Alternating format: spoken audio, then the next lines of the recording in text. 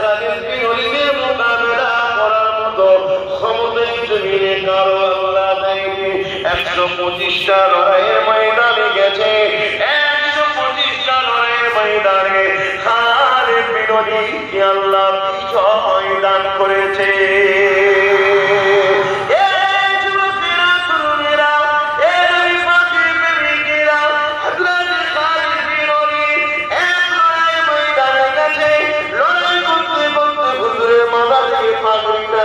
জমিনে পড়ে যায়, এমন সময় সামনে রেখে শত্রু হুজুরের উপরে তরোয়ার করে আঘাত করবে। তুমি আমি হলে কি করতাম? ওই তরোয়ারের ডিফেন্সে যেতাম, কিন্তু খালিদ বিন ওয়ালিদ তরোয়ারের ডিফেন্সে না গিয়ে তরোয়ারকে রুকার কথা না ভেবে খালিদ বিন ওয়ালিদ ঘোড়া থেকে নেমে পাগড়িটাকে তোলার জন্য চেষ্টা করছে। ওই দুজন যে আঘাত করার জন্য শত্রু আগিয়ে এসেছিল, তারা হঠাৎ করে রুখে গেল, দাঁড়িয়ে গেল। একা খালিদ বিন ওয়ালিদের মোকাবেলা করার মতো ক্ষমতাই জমিনে কারো আল্লাহ দেয়নি। 125টা লড়াইয়ের ময়দানে গেছে, 125টা লড়াইয়ের ময়দানে খালিদ বিন ওয়ালিদকে আল্লাহ বিজয় দান করেছে।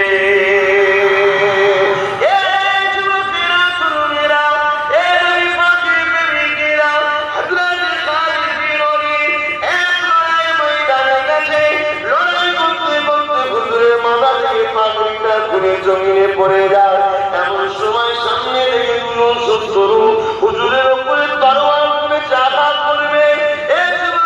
তুমি আমি হলে কি করতাম? ওই তরোয়ারের ডিফেন্সে যেতাম, কিন্তু খালিদ বিন ওয়ালিদ তরোয়ারের ডিফেন্সে না গিয়ে তরোয়ারকে রুকার কথা না ভেবে খালিদ বিন ওয়ালিদ ঘোড়া থেকে নেমে পাগড়িটাকে তোলার জন্য চেষ্টা করছে। ওই দুজন যে আঘাত করার জন্য শত্রু আগিয়ে এসেছিল, তারা হঠাৎ করে রুখে গেল, দাঁড়িয়ে গেল। একা খালিদ বিন ওয়ালিদের মোকাবেলা করার মতো ক্ষমতাই জমিনে কারো আল্লাহ দেয়নি। 125টা লড়াইয়ের ময়দানে গেছে, 125টা লড়াইয়ের ময়দানে খালিদ বিন ওয়ালিদকে আল্লাহ বিজয় দান করেছে।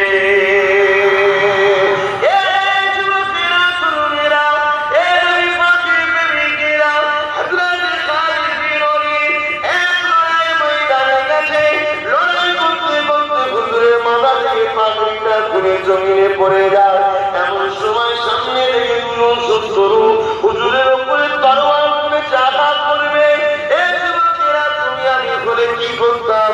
ওই তরোয়ারের ডিফেন্সে যেতাম, কিন্তু খালিদ বিন ওয়ালিদ তরোয়ারের ডিফেন্সে না গিয়ে তরোয়ারকে রুকার কথা না ভেবে খালিদ বিন ওয়ালিদ ঘোড়া থেকে নেমে পাগড়িটাকে তোলার জন্য চেষ্টা করছে।